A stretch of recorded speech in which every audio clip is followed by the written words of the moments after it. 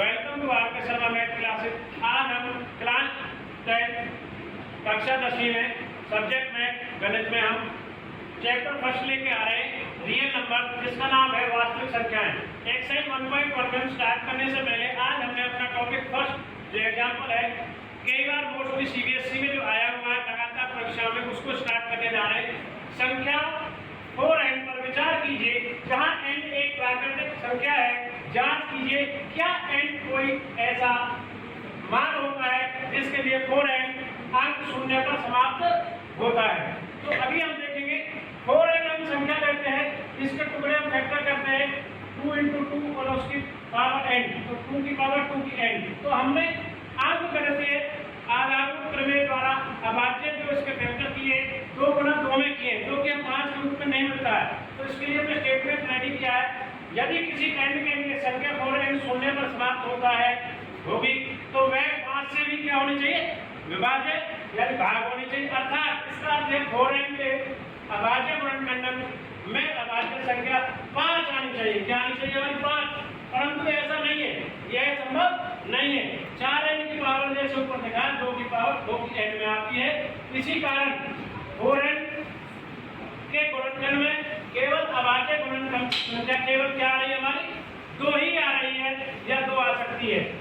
अंकगणित की आधारभूत प्रमेय की अद्वितीयता में हम निश्चित कराती है कि 4n के गुणनखंड में 2 के अतिरिक्त और कोई अभाज्य गुणनखंड नहीं है। तो इसलिए ऐसी कोई संख्या n नहीं है जिसके लिए 4n 0 पर समाप्त होगी। तो पहला जो एग्जाम्पल था ये कई बार आया सीबीएसई में, इसी पर आधारित है, तो इसको बहुत समझ कर करें।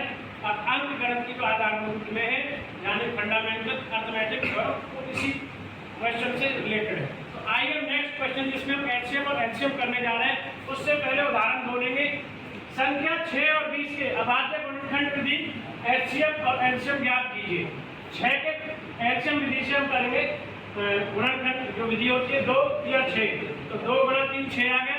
इसी प्रकार 20 के करेंगे 2 दूनी 4, तो और 4 × 20, तो 2 से 10 और 2 से 10 को 5, तो 2 × 2 × 5, 2 दूनी 4 × 20 और 2 × 6। तो आइए इस पर ध्यान देंगे। एचसीएफ हम देखेंगे निकालने के लिए।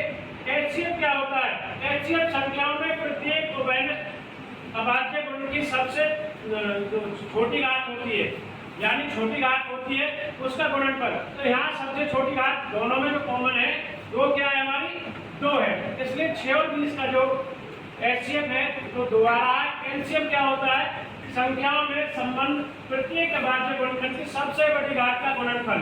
तो यहाँ पर देखेंगे जो गुणनफल हमारा आ रहा है 2 की पावर 2, 2 दूनी 4 और 3 सबसे कम और 1 5, तो 2 दूनी 4 12 पंजे 60 हमारा आ गया है।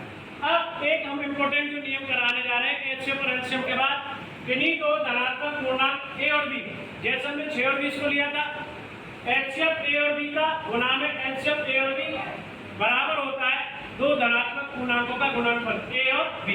तो ये सूत्र बहुत इंपॉर्टेंट है। तो हमने ए और बी की जगह 6 और 20 को लिया, इनका एचसीएफ 2 आया हमारा।